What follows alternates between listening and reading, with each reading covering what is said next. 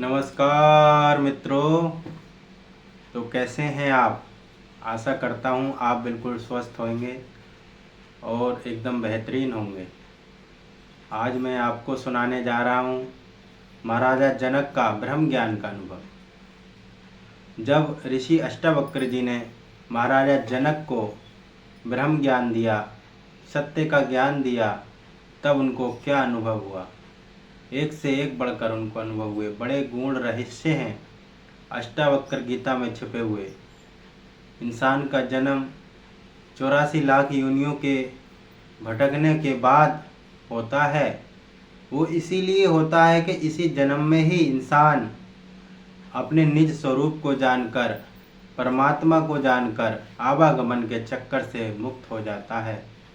तो मैं आशा करता हूँ कि आप हमारे चैनल को सब्सक्राइब कर लेंगे और लाइक ज़रूर करना, और वीडियो कैसी लगी और कमेंट ज़रूर करना। आशा है आपको ये वीडियो पसंद आएगी। तो जब ऋषि अष्टावक्र जी ने राजा जनक को ज्ञान करा दिया तो उन्होंने कहा, जनक जी को विदेहराज भी कहा जाता है, क्योंकि वो देह में रहते हुए भी देह से अलग थे, तो इसलिए उनको विदेहराज राजा जनक कहा जाता है। अब कह रहे हैं कि आश्चर्य है अपने आप को जानकर, निज स्वरूप को जानकर, निज स्वरूप यानी ब्रह्म को पाकर। कह रहे हैं कि आश्चर्य है सभी दोषों से परे, यानी मेरे में कोई दोष नहीं, अर्थात निरंजन, सभी प्रकार के विक्षोभों से परे। ठीक है, कोई पक्ष विपक्ष नहीं, ज्ञान रूप मैं प्रकृति से परे।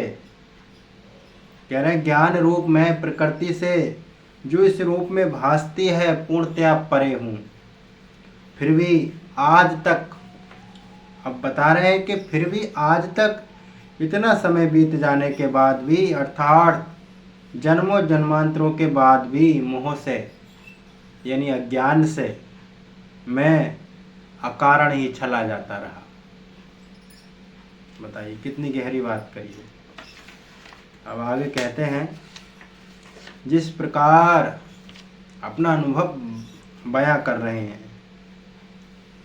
कि जिस प्रकार मैं अकेला इस शरीर को प्रकाशित कर रहा हूँ। वो सुनने वाली बात है कि जिस प्रकार मैं अकेला इस शरीर को प्रकाशित कर रहा हूँ, उसी प्रकार इस जगत को भी। आगे कह रहे हैं, इसलिए या तो ये संपूर्ण जगत मेरा है या फिर कुछ भी मेरा नहीं, अर्थात ये शरीर भी मेरा नहीं। अब सोचो कितनी गहराई वाली बात इन्होंने कही कि जिस तरीके से मैं इस शरीर को प्रकाशित कर रहा हूँ, ठीक है, उसी प्रकार संपूर्ण जगत को भी। कह रहे हैं या तो ये सब कुछ मेरा है, पूरी सृष्टि, सूरज चांद सितारे पृथ्वी जल अग्नि वायु जीव आकाश सब कुछ मेरा है, या फिर कुछ भी मेरा नहीं, यहाँ तक कि मेरा शरीर भी नहीं, तन भी नहीं, मन भी नहीं। आगे कहते हैं, आश्चर्य है शरीर के साथ विश्व का परित्याग करने के परिणाम स्वरूप थोड़ी सी कुशलता से युक्ति को प्रयोग में लाकर इस समय मुझे परमात्मा का साक्षात दर्शन हो रहा है। आश्चर्य है मतलब जब उनको ज्ञान हुआ तो उनको ऐसे ऐसे अनुभव हुए, हर बात में आश्चर्य है। कह रहे आश्चर्य है शरीर के साथ विश्व का परित्याग करने के परिणाम स्वरूप थोड़ी सी कुशलता से यानी युक्ति को प्रयोग में लाकर इस समय मुझे परमात्मा का साक्षात दर्शन हो रहा है, यानी परमात्मा ही परमात्मा दिख रहा है उनको। आगे अपने अनुभव को बयां करते हुए कह रहे हैं कि जिस तरह तरंगें, फैन और बुलबुले जल से अलग नहीं हैं, उसी तरह ये समूचा विश्व आत्मा से भिन्न नहीं है, अर्थात उसी में स्थित है और उसी में लय को प्राप्त करने वाले हैं। अब जैसे समुद्र होता है, समुद्र का उन्होंने उदाहरण लिया है, समुद्र की तरंगें, ठीक है, जो तरंगें दिखाई देती हैं, लहरें कह लो, फैन फैन यानी झाग, बुलबुले, जो बुलबुले बनते हैं, ये तीनों ही चीज़ें जल से अलग नहीं हैं जल, लेकिन दिख रही हैं अलग अलग, भासती हैं। उसी तरह ये समूचा विश्व, जितना भी पूरी सृष्टि है, ये आत्मा से भिन्न नहीं है, अर्थात उसी में स्थित है और उसी में लय को प्राप्त करने वाले हैं, यानी उसी में विलय हो जाएंगे। आगे अपने अनुभव को बताते हुए कह रहे हैं राजा जनक जी कि जिस प्रकार गन्ने के रस में शक्कर की प्रतीति होती है, उसी प्रकार ये संसार, समस्त संसार मुझ में ही अध्यस्त है और मैं इसमें व्याप्त हूँ। कह रहे कि जिस प्रकार गन्ने के रस में शक्कर की प्रतीति होती है, जो गन्ने का रस हम पीते हैं उसमें शक्कर की, मिठास की प्रतीति होती है, मिठास लगती है, एकदम मीठा, उसी प्रकार ये समस्त संसार मुझ में स्थित है और मैं उसमें स्थित हूँ, मैं उसमें व्याप्त हूँ। आगे कह रहे हैं आत्मा के बारे में अज्ञान के फलस्वरूप ये समस्त विश्व, आत्मा समस्त विश्व भासित होता है। कितनी गहरी बात करी है कि आत्मा का अज्ञान के फलस्वरूप, अज्ञानी आदमी को ये समस्त विश्व भासित होता है, विश्व नजर आता है, लेकिन आत्मा का ज्ञान हो जाने से विश्व भासित नहीं होता। ठीक है, रस्सी के अज्ञान के कारण सर्प प्रतीत होता है, लेकिन जब रस्सी का ज्ञान हो जाता है तो सर्प प्रतीत नहीं होता। जैसे हमें सांझ हो रही है, अंधेरा सा हो रहा है, तो रस्सी को हम सांप समझ लेते हैं और उससे डर जाते हैं, लेकिन थोड़ा सा हम आगे बढ़ते हैं और देखते हैं कि ये तो रस्सी है, तो हमारा जो डर है वो ख़त्म हो जाता है। उसी प्रकार कहना चाह रहे हैं कि मुझे ये अनुभव हो रहा है कि ये जो मेरा ज्ञान के कारण ये जो विश्व मुझे भासित हो रहा था, लेकिन जब मुझे ज्ञान हुआ तो विश्व भासित नहीं हो रहा। आगे क्या कह रहे हैं, प्रकाश मेरा अपना रूप है। कह रहे हैं प्रकाश मेरा अपना रूप है, मैं उससे भिन्न नहीं हूँ, इसलिए जब भी ये विश्व प्रकाशित होता है तो मेरे ही प्रकाश से, अर्थात मेरे ही प्रकाश से प्रकाशित है ये समूचा विश्व। मतलब मैं ही इस पूरे विश्व को संचालित कर रहा हूँ, मेरे ही प्रकाश से ही प्रकाशित है। आगे कह रहे हैं अष्टावक्र जी कि महान आश्चर्य है।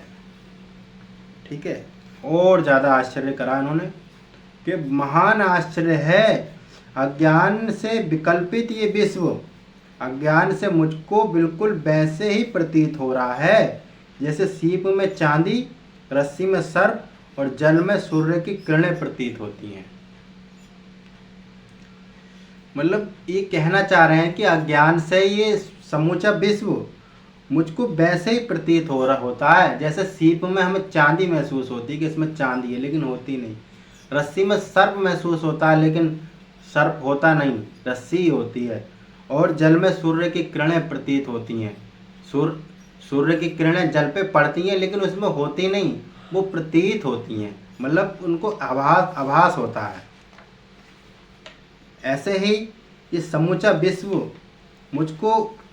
मुझको भासित हो रहा है, लेकिन ये विश्व असल मायनों में माया नहीं है, सब ब्रह्म ही है। आगे कह रहे हैं कि मुझसे उत्पन्न हुआ ये संसार मुझ में बिल्कुल उसी तरह लीन हो जाता है। अब देखो कितनी बढ़िया बात कही है कि मुझसे उत्पन्न हुआ ये संसार मुझ में बिल्कुल उसी तरह लीन हो जाता है जैसे घड़ा मिट्टी में, लहरें जल में और समस्त आभूषण अपने नाम रूप सहित स्वर्ण में लय को प्राप्त हो जाते हैं। मतलब ये सारा संसार मुझ में उसी तरीके से लय हो जाता है जैसे घड़ा है, मिट्टी के बर्तन हैं, वो अंततः मिट्टी को ही प्राप्त होते हैं। ठीक है, और लहरें जो होती हैं पानी से ही बनती हैं और पानी में ही मिट जाती हैं, पानी से ही बन के पानी में ही ख़त्म हो जाती हैं। और जैसे सोने के बहुत सारे आभूषण हैं, अलग अलग नाम रूप, सोन मतलब कुंडल है, चैन है, जो भी XYZ जो भी सोने के आभूषण हैं वो अंततः सोने में ही तब्दील हो जाते हैं। आगे कह रहे हैं इतना सब कुछ कहने के बाद अब देखो कितनी बढ़िया बात कही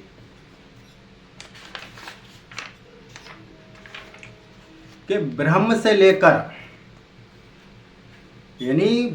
लेकर तृण पर्यंत जगत का नाश हो जाने पर भी जिस मेरे स्वरूप का विनाश नहीं होता, जो स्थिर और स्थिर रहता हूँ, ऐसा अक्षर रूप आत्मा रूप स्वयं को मैं नमस्कार करता हूँ।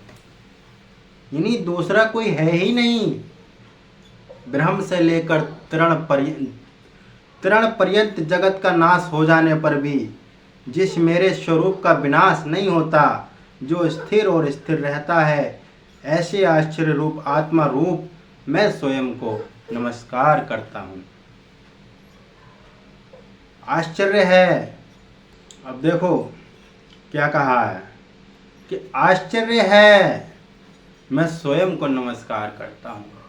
मतलब इस बात में भी आश्चर्य कर रहे हैं कि मुझे आश्चर्य, देखो मैं खुद को ही नमस्कार कर रहा हूँ, और जो एक शरीरवान होते हुए भी ना कहीं जाता है ना ही कहीं से आता है और समस्त शरीरों में व्याप्त होकर स्थित है।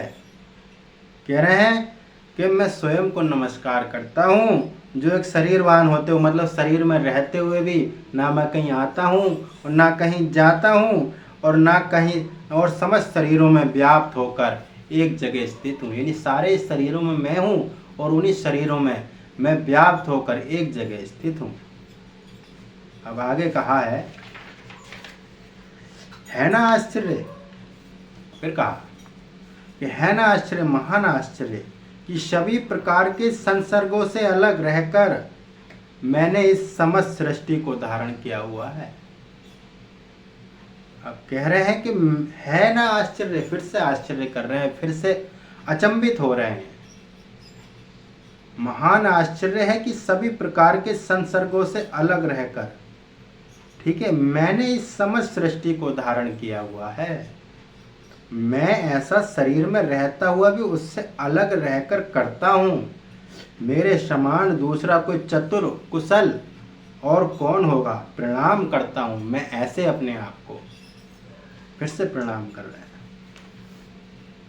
आगे कह रहे हैं आश्चर्य रूप मैं स्वयं को, उस स्वयं को नमस्कार करता हूँ जिसका अपना कुछ नहीं है। आश्चर्य रूप मैं स्वयं को, उस स्वयं को नमस्कार करता हूँ जिसका अपना कुछ नहीं है, या फिर वह सब कुछ उसका है। जहाँ तक मन जाता है वाणी जाती है, अर्थात नाम रूपात्मक जो कुछ भी है। अब इसमें दोनों ही बातें राजा जनक जी कह रहे हैं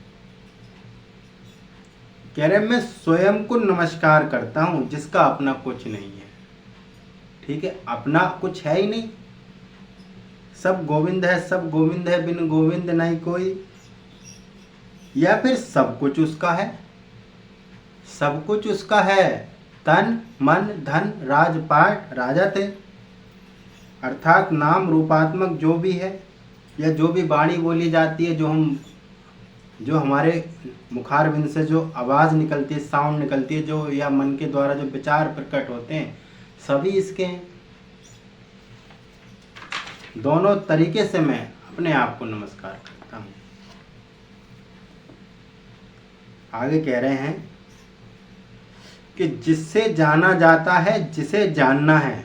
अब देखो सुनो ये वाली बात कि जिसे जाना जाता है, जिसे जानना है और जो जानने वाला है, ये तीनों वास्तविकता में है नहीं।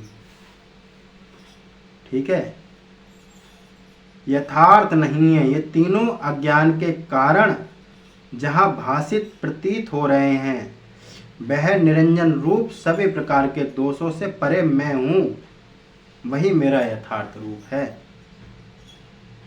कह रहे हैं इनके कहने का मतलब जिसे जाना जाता है यानी परमात्मा को हम जान रहे हैं, और जिसे जानना है परमात्मा को, मतलब कह रहे हैं जिससे जाना जाता है, जिससे मतलब मेरे मन से जाना जाता है परमात्मा, जिसे जानना है परमात्मा, और जो जानने वाला है यानी मैं खुद, तीनों ही ये हैं ही नहीं, इनका वास्तविक रूप नहीं है, ये यथार्थ नहीं है। ये तीनों अज्ञान के कारण जहाँ भाषित हो रहे हैं, वह अधिष्ठान रूप निरंजन रूप सभी प्रकार के दोषों से परे मैं हूँ, यही मेरा यथार्थ रूप है। आगे कह रहे हैं जिसके कारण रूप में द्वैत स्थित है। आश्चर्य है, फिर से आश्चर्य कर रहे हैं कि आश्चर्य है जिसके कारण रूप में द्वैत स्थित है, उससे बड़ा दुख दूसरा कोई नहीं। ठीक है, उसकी औषधि है कि जो कुछ दिखाई दे रहा है सब मिथ्या जान, झूठा जान, सब कुछ अकेला मैं चैतन्य, सभी रसों से और सभी मलों से दोषों से परे स्वच्छ हूँ, शुभ हूँ। ठीक है, आश्चर्य बता रहे हैं हर चीज में अपना।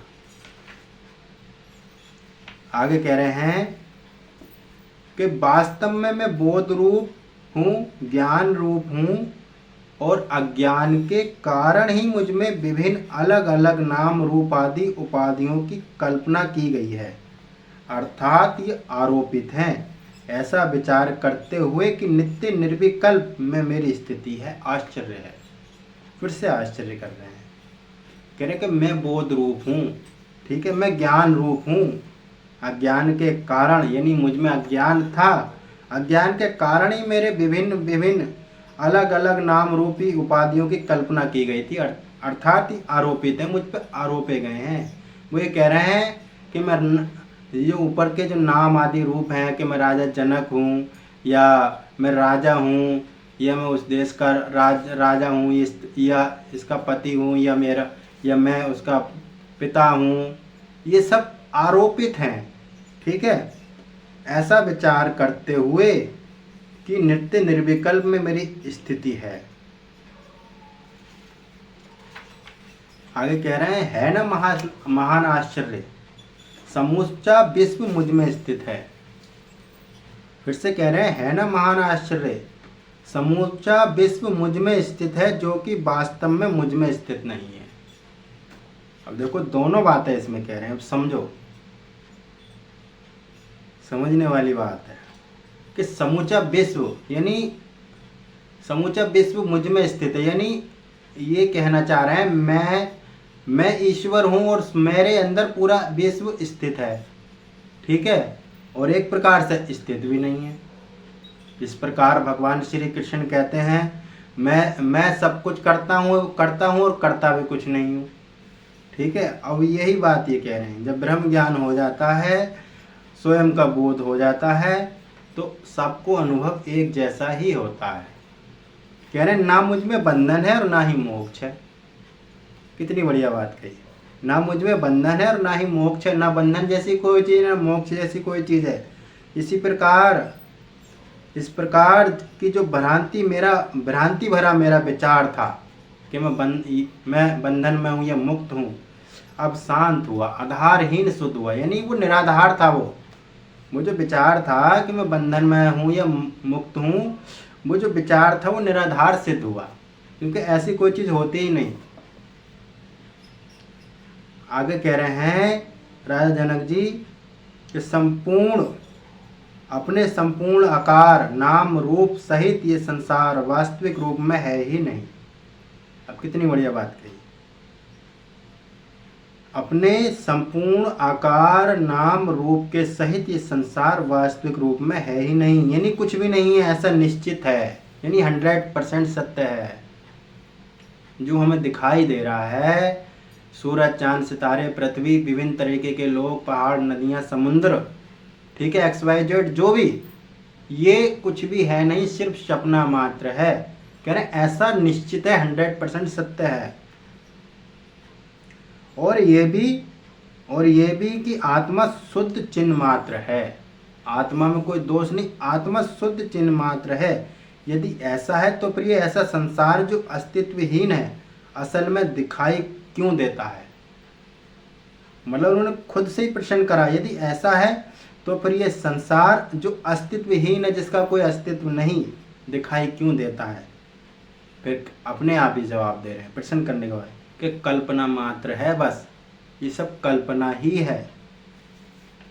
जब ब्रह्म ज्ञान हो जाता है तो स्वप्न हुए संसार, ठीक है, ऐसा भी कहा है महात्माओं ने। आगे कह रहे हैं शरीर, यानी जो ये शरीर दिखाई देता है, स्वर्ग नरक बंधन और भय यदि मात्र प्रतीति भर हैं, वास्तविक नहीं, तो चैतन्य आत्मरूप मेरे लिए किन कर्तव्यों का पालन निहित है, अर्थात मैं क्या करूं क्या ना करूं। ये जनक जी से पूछते हैं। जनक जी से पूछते हैं कि शरीर जो दिखाई दे रहा है, स्वर्ग नरक बंधन और भय यदि मात्र प्रतीति भर हैं, यानी काल्पनिक हैं, वास्तविक नहीं, तो चैतन्य आत्मरूप मेरे लिए किन कर्तव्यों का पालन निहित है, अर्थात मैं क्या करूं क्या ना करूं। फिर से जनक जी कह रहे हैं कि आश्चर्यचकित हूं मैं, सृष्टि के विभिन्न जड़ चेतन रूपों को देखता हुआ मैं द्वैत रूपी अरण्य में नहीं भटकता, क्योंकि द्वैत प्रतीति की वास्तविकता को भली भांति जान चुका हूं, देख रहा हूं, इसलिए मैं इससे मोहित होकर कैसे बर्ताव व्यवहार करूं, मैं सभी प्रकार के मोह से मुक्त हूं। कितनी बढ़िया बात कही कि मुझे तो द्वैत दिखाई नहीं दे रहा, मैं द्वैत से परे हूं। द्वैत का मतलब है द्वि की भावना से, कि मैं और तू का जो भाव है उससे वो मुक्त हो गए। तो उन्हें तो एक ही दिखाई दे रहा है कि सब गोविंद है, सब गोविंद है, यानी अपने को नमस्कार कर रहे हैं कि मुझसे अलग कोई है ही नहीं, कि मैं ही मैं हूं। तो जनक जी पूछते हैं कि मैं कैसा व्यवहार करूं, मैं सबकी वास्तविकता जान चुका हूं।